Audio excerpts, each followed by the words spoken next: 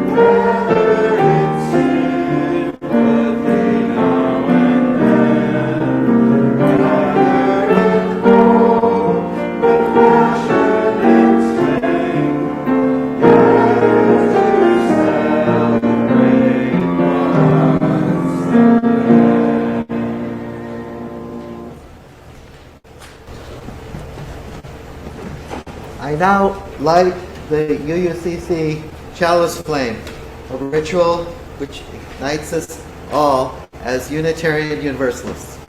And due to fire regulations, this particular chalice glows from a battery power.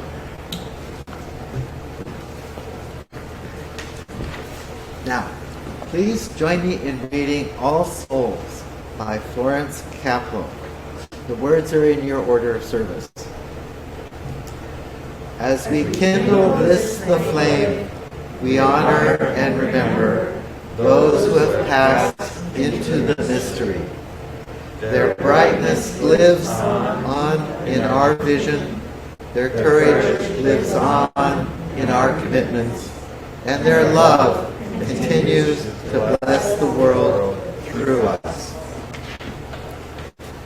With great pleasure, I introduce our worship leader today, Ron Ahnen. Ron is a part-time student at Star King School for the ministry, pursuing a master's degree in divinity, with a strong interest in UU history, and especially the development of religious natural humanism. He is also a professor of politics at St. Mary's College in Moraga, where he teaches many courses, among which include human rights, just war theory, and the politics of imprisonment. In a few years, Ron is looking forward to retiring from college teaching to take up a pastoral work in a UU congregational setting.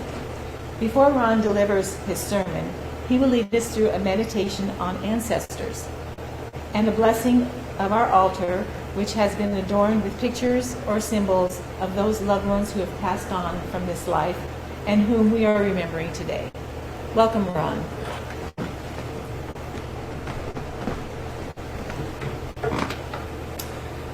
Thank you very much for that warm welcome. Good morning, everyone. Good morning to all of you here. Welcome that you are here present and also those that are online.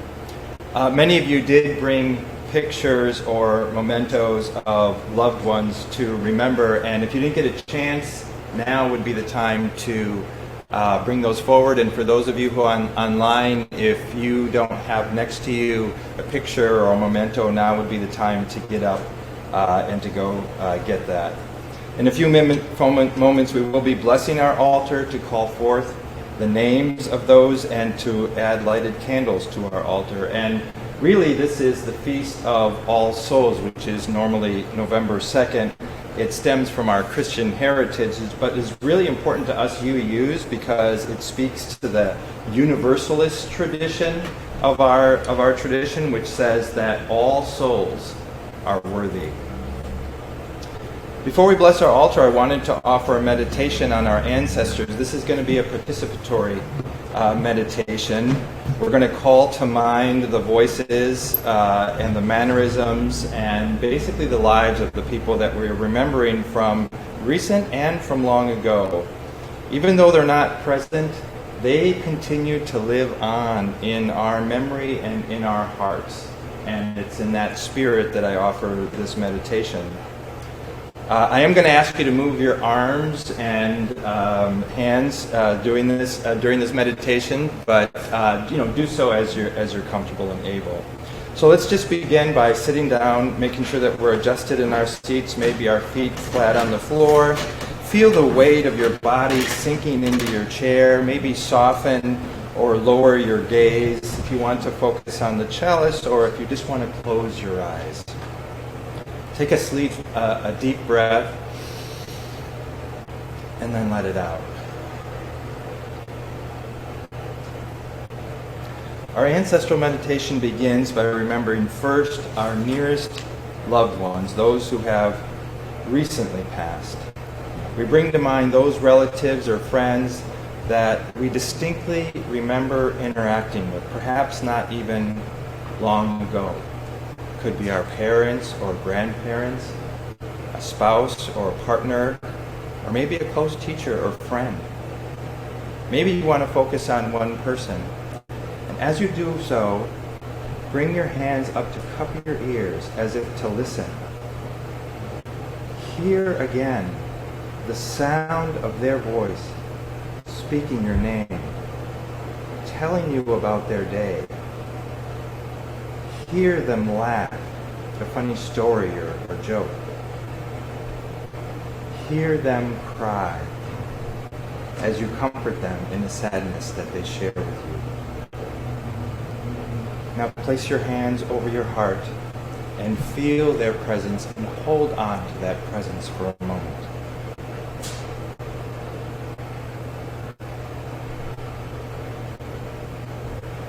Now let your hands fall gently to your lap. Let's connect now with our ancestors from the next generation back in time. These are people that are linked to you only through our nearest ancestors. You probably know their names, and some of their pictures might adorn your home, but you never spoke with them directly. Lift your hands to cover your eyes and see if you can see them through your hands. Maybe they're your grandparents or your great-grandparents, aunts or uncles. Their stories were passed on to you by others, yet you can see them walking, playing games, making some of those old family recipes that you still make today. Notice how familiar they are to you, and yet their lives are also so different. Place your hands now over your heart and feel their presence and hold on to their presence for a moment.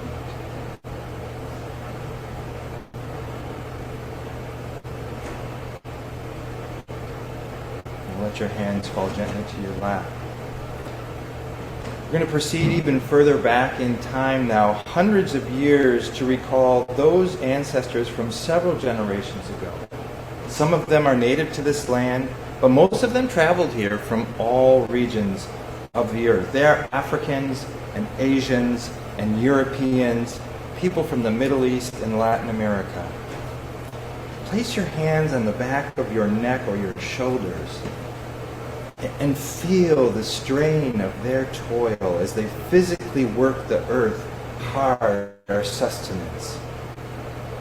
Some came here freely, some came in chains. Lower your hands now and cross your arms and feel in your biceps the resilience of these distant ancestors. Feel in your own muscles their ability to face adversity and to thrive. The beliefs, customs, and values of these more distant ancestors also constitute our life's heritage, and we can feel their passion for life in our own muscles and bones. Place your hands over your heart now again and feel the presence of these more distant ancestors, and hold on to their presence for a moment.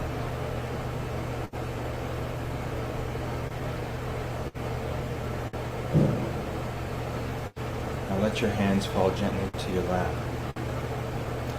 And finally, let's take one more step back in time, this time a much farther leap, 100 to 200,000 years ago, to our first common ancestors of Africa, the sacred place where human beings first drew breath. Place your hands on your chest and take a slow, deep breath.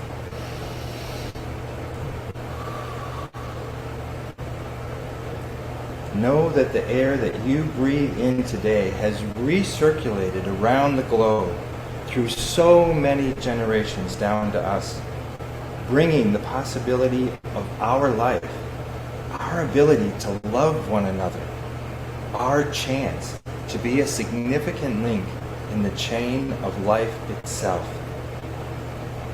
In this chain, our lives are connected to theirs, and we begin to experience immortality. Breathe in again, slow and deep.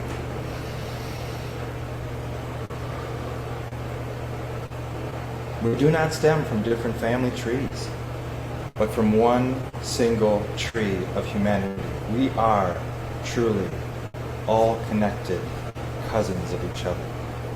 Place your hands over your heart and feel the presence of these, our oldest ancestors, and hold on to their presence for a moment.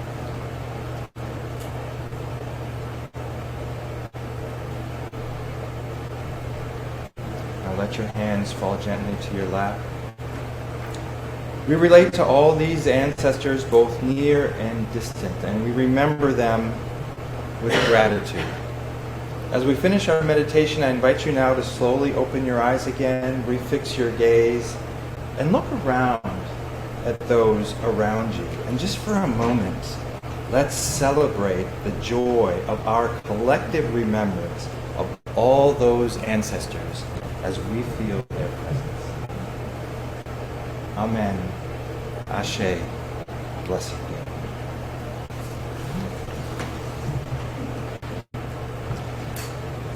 At this time, I'm going to invite you to participate in a ritual of blessing our altar and calling forth the blessing of our ancestors on us. For those of you who wish to participate, we're going to process from the back towards the altar, and Linda Grace is going to be back there in just a moment. She will hand you a lighted candle, and when you receive it, she'll invite you to say out loud the name or names of people that you want to remember today. And the congregational response will be present to us. Can we try that together, everybody?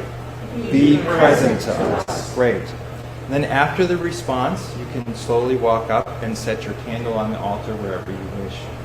And for those of you online, if you want to put the name of someone you're remembering today into the chat, we'll also be able to read those as well.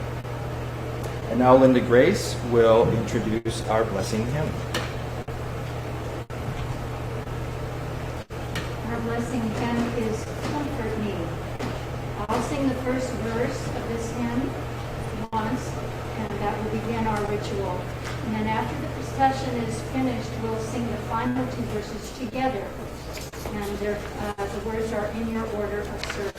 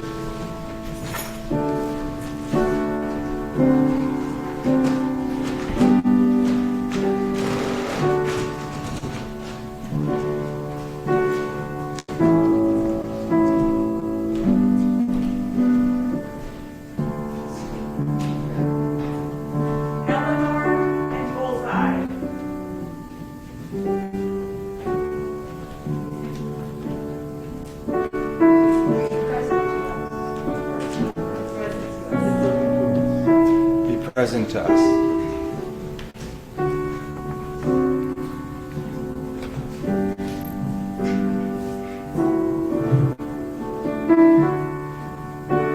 My brother Ken Blott and his son Cameron Blott. Be present to us.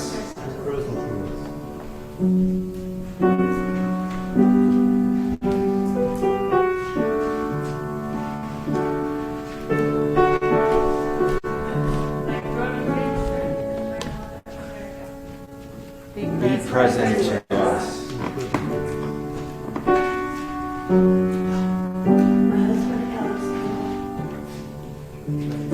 Be present to us.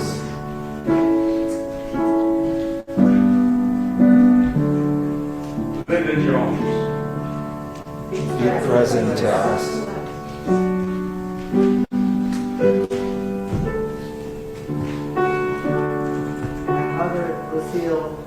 her mother Josephine, and my father William Perry. Be present to us. My brother-in-law, Joe Malka.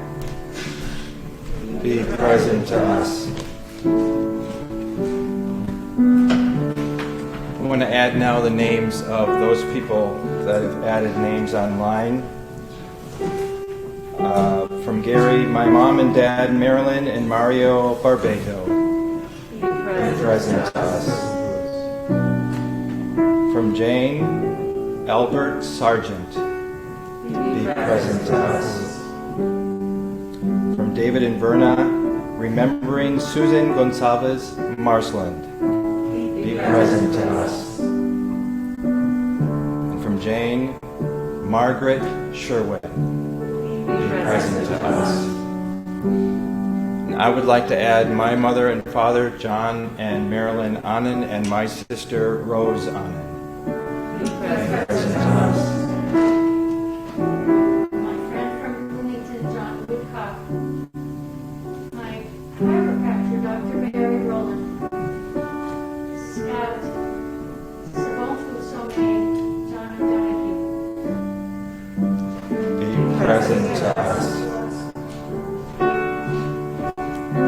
like to add my parents, Bill and Dot Devine, and my cousin Bill Morris, and my friend Mark Bellman. Be present to us.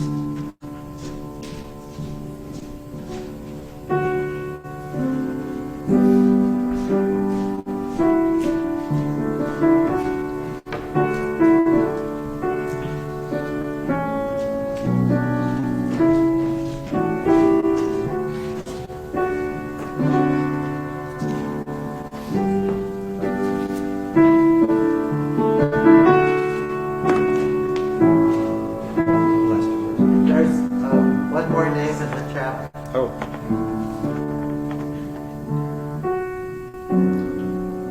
James Garnett Jackson, friend and mentor. Be present to us.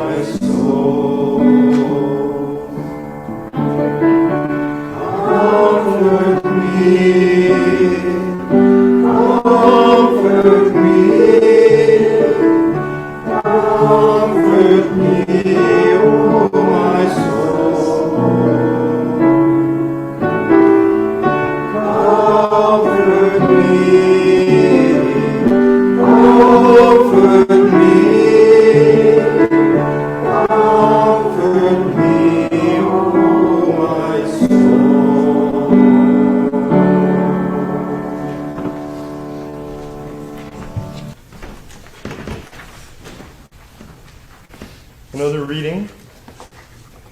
This is called Immortality by Reverend Leslie Takahashi. In the daily weave of our lives, those who have died are still strong guiding threads. Theirs is the golden glimmer, or perhaps the brilliant red, or the melancholy blue. Still, they are part of the whole cloth of our lives. They are the ancestors, the goers before. Through this we know immortality. In the hour-to-hour rush of our daily tasks, they travel with us. Through something they taught us, which is now ours to do. through something they loved, which is now ours to carry out, through something we shared, which is now ours alone, and yet not. Through this, we know immortality. In the minute-to-minute grasp of where we are, we remember the joys our departed gave us, which opened us up to hope. The sorrows we knew together, which taught us strength. The life we shared, which is now ours to steward.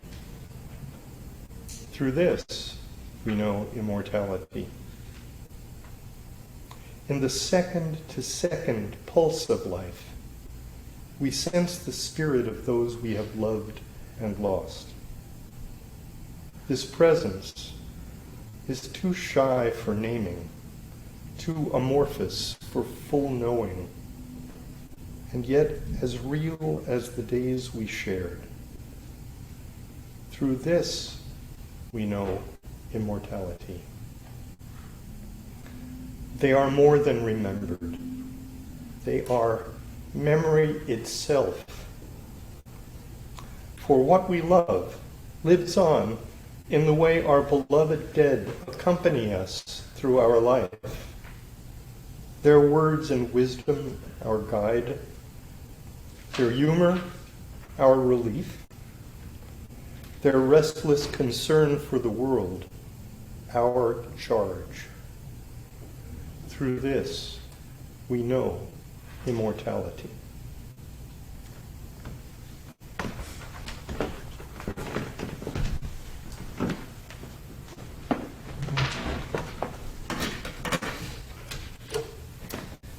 Well, I'm very happy to be with all of you today to celebrate this Remembrance service. I know this service can be very heavy for us, especially for those of us who've lost someone recently and the grief is still fresh. But nevertheless, I thought I would begin today's sermon on the light side of things by telling you a little story.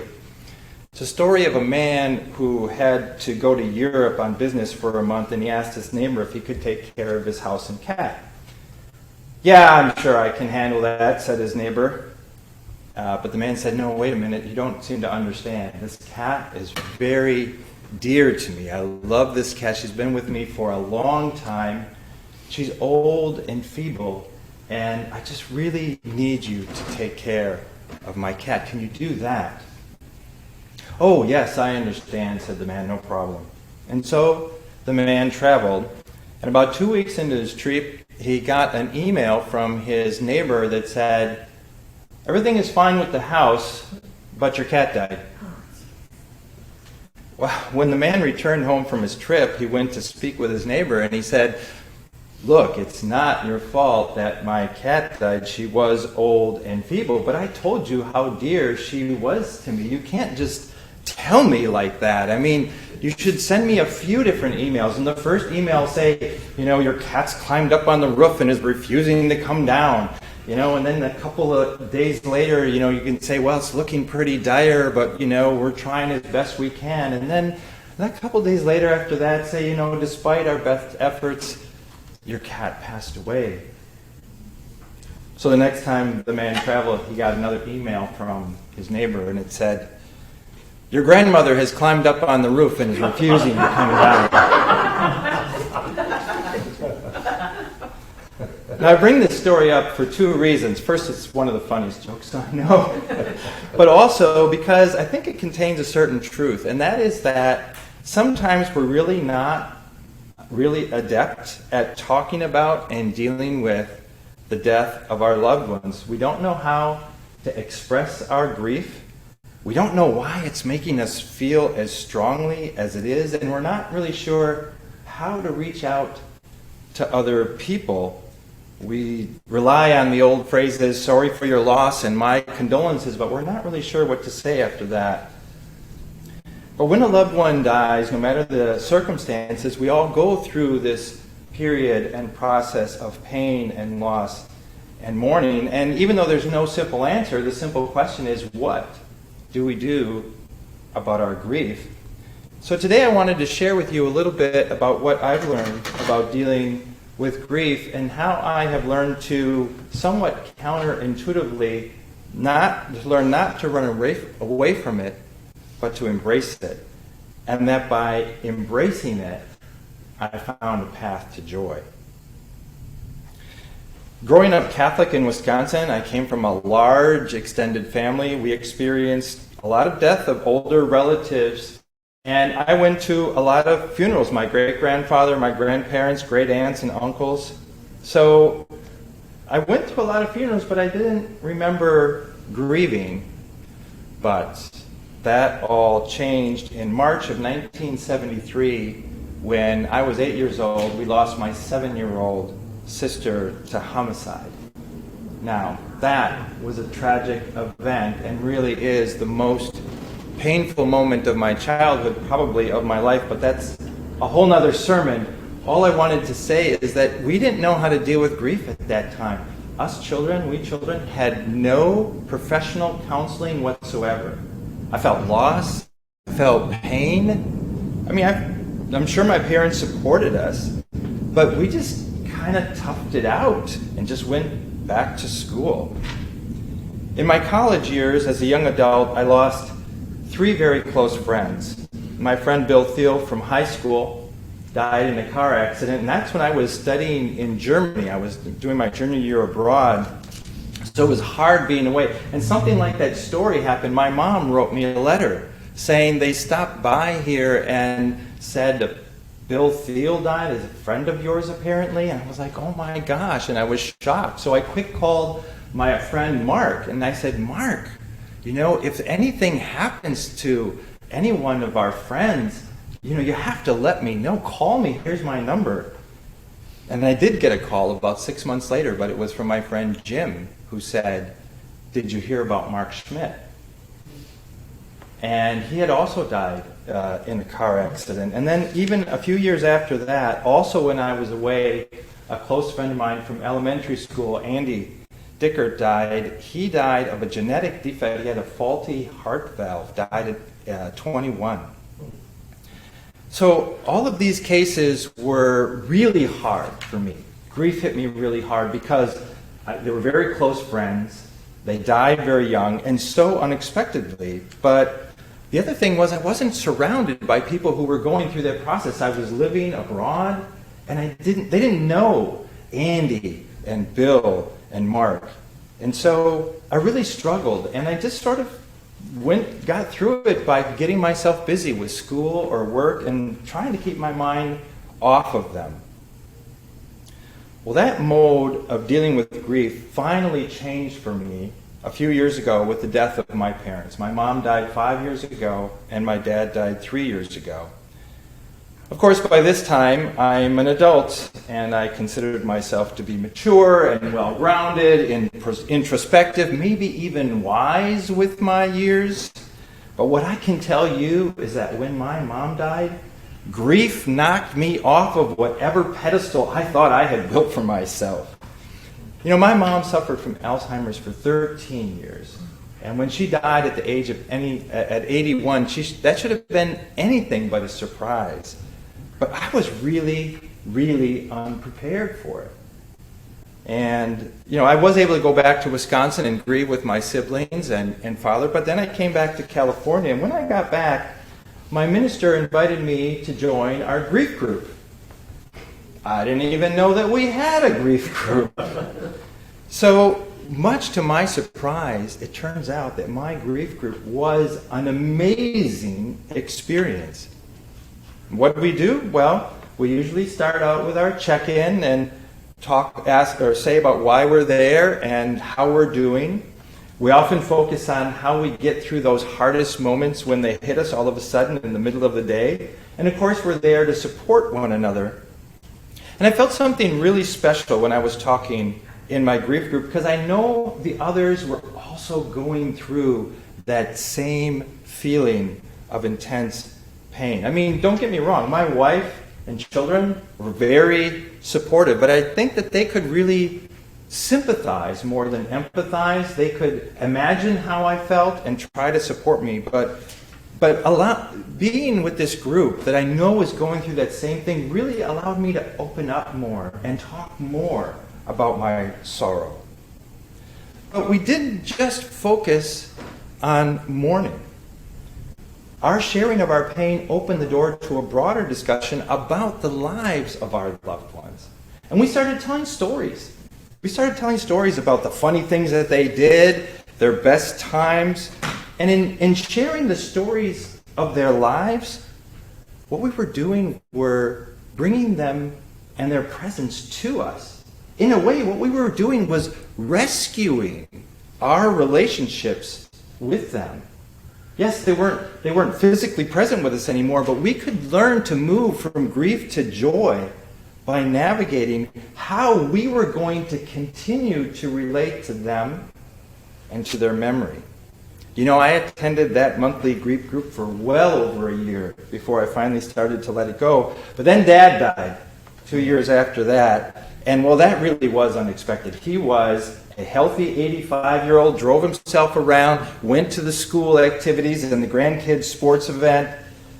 Suddenly he got ill, and in a week he was in hospice. And we had one more week with him after that to spend some time with him, and we talked with him and told our stories and laughed together and prayed together and say our goodbyes. And after that, after the funeral, I came back to California, and you know what I did? I joined my grief group again, because those folks were just so supportive, and I'll never forget sharing with them the moment that I saw the stones, the headstones of my mom and my dad and my sister with all of the dates carved in. You know, I did have a friend who really didn't comprehend all this business of embracing grief. You know, I talked up my grief group quite a bit like I'm doing today. And she said, you know, I just don't get it. Why would you intentionally seek out a group of people to sit around and be sad for an hour? But you know, in that question, I could hear the old form of how I dealt with grief, of running away from it, of bearing the pain, and not facing it. And I realized, you know, it does take courage sometimes to embrace our grief. Because when I go to grief group, I know those sad moments are going to come. And it's going to be hard. But still I go and I show up again and again. And you know, everybody expects you to be done. My gosh, a year later, you're still going to grief group? Sometimes society just doesn't want to give us the chance and the space that we need to deal with our grief. In fact, I was just attended our grief group last Friday. Now, grieving for my sister Rosie is a real special case. It's going to be 50 years in March that she left us, and I know that that anniversary is going to be very hard. I think of her a lot, and I can tell you that the sadness that I feel sometimes just feels really hard and as fresh as ever.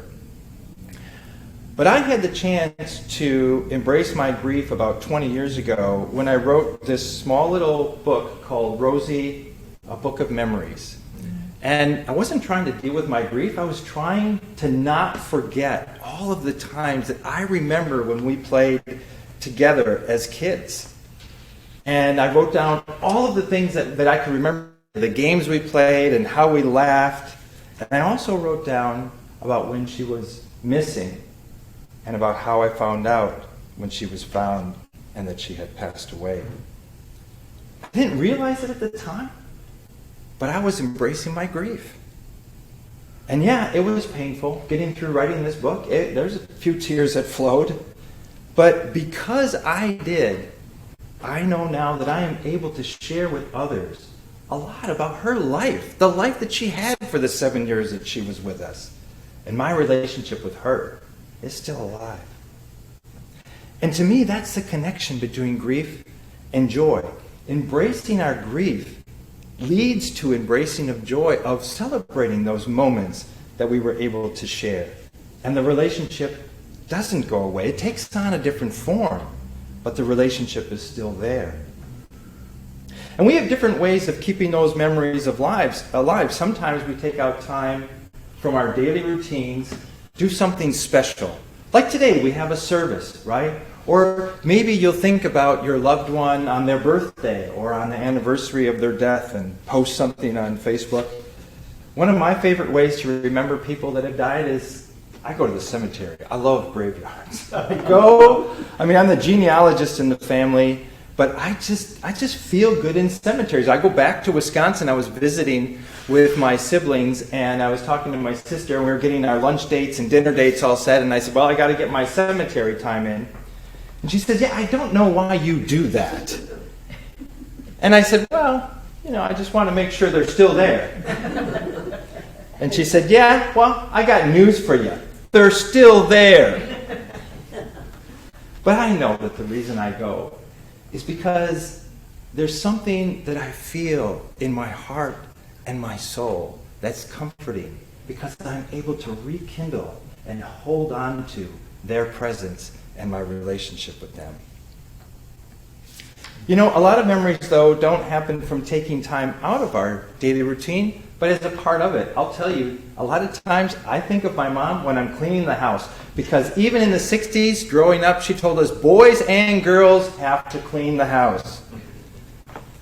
Sometimes I remember her when I make that candied yam dish for Thanksgiving with the melted marshmallows on top. I don't know why I still make that.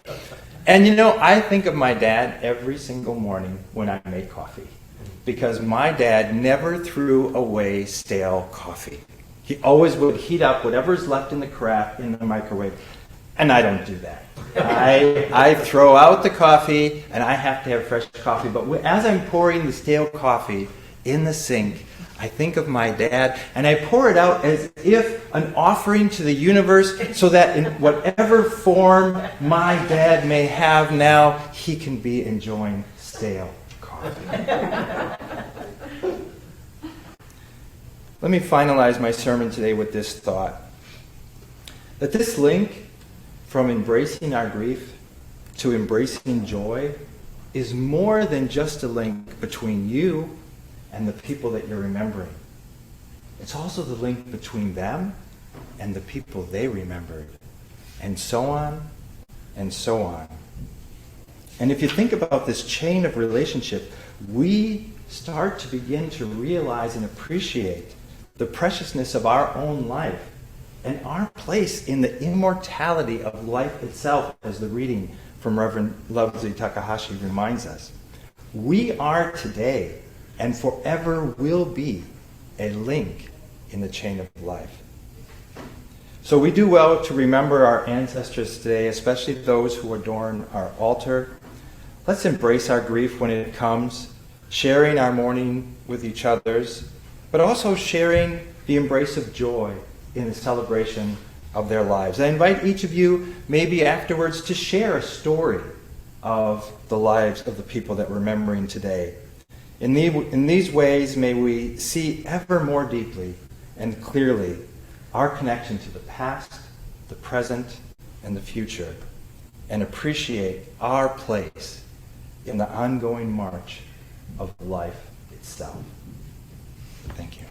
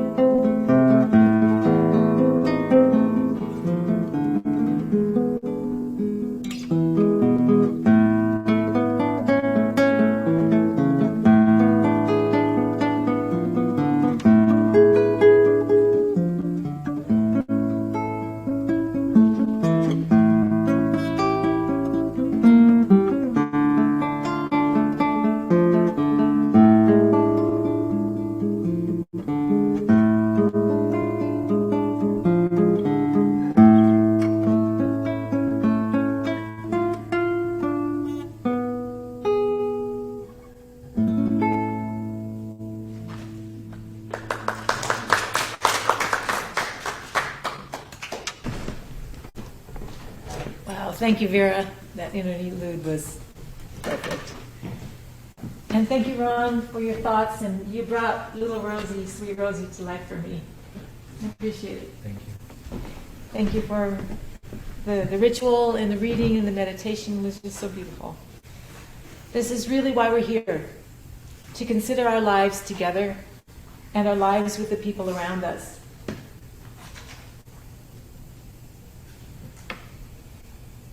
To explore the meaning of our lives and its many facets together. To consider and explore our journeys, which connect our ancestors to the generations coming after us. And you honor both us and our ancestors by attending today. Putting on such a beautiful service and providing this wonderful hall for our gatherings requires time and money. For instance, the rental of this beautiful hall is about $150 every Sunday. Your much appreciated donation today allows UUCC to continue to bring to you thoughtful and inspiring presentations, such as this one by Ron, and to provide a welcoming home for you to retreat to on Sundays, here at Oddfellows Hall or online. If you cannot contribute now financially, please know that those who contribute their time and talents are beloved as nurturers of hope. As you've noticed, we have an offering. Maybe you haven't noticed yet. Okay. You will notice that we're bringing back passing of the basket. If you would like to write a check or donate online, instructions are in today's order of service.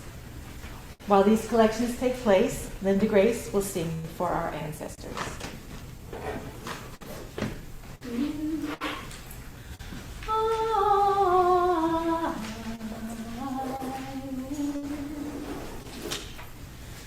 I will sense the emptiness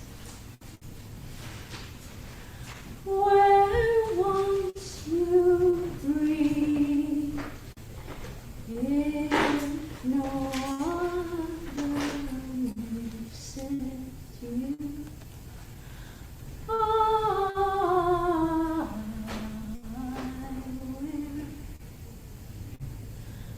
I will sense the emptiness where once you breathe.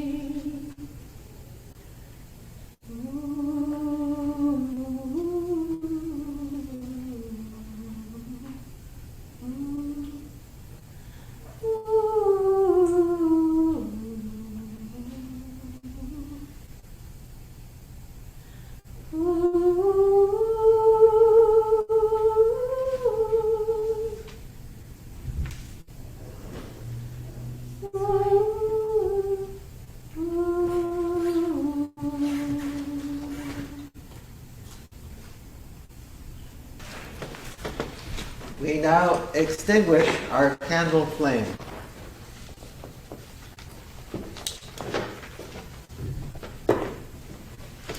Usually we extinguish our chalice with a standard reading, but please join me in reading these special words by the Reverend Brian Keeley from Carry the Flame.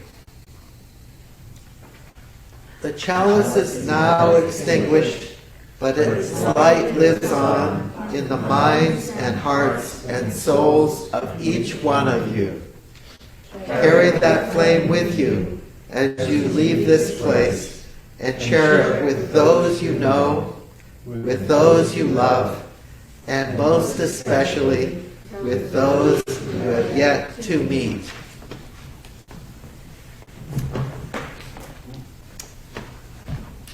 As always, we want to thank UU San Mateo for their invaluable administrative support. Also thanks to UUSM for providing an insurance rider to cover liability insurance to rent this Oddfellows Hall.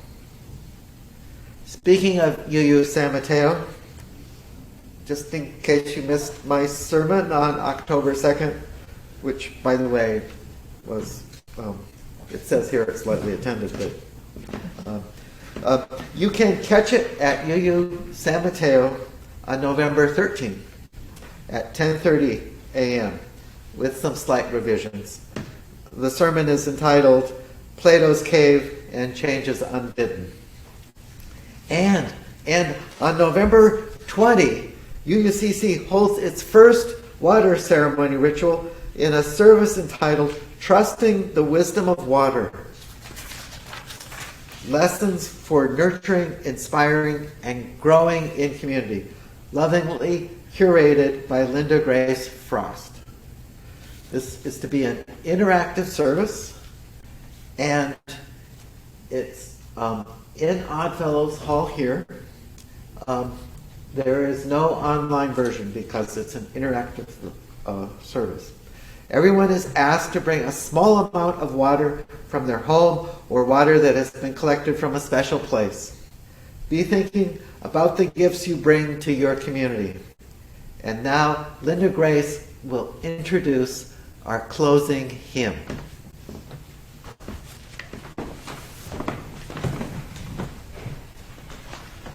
Our closing hymn this morning is number 1051 in the Teal hymnal.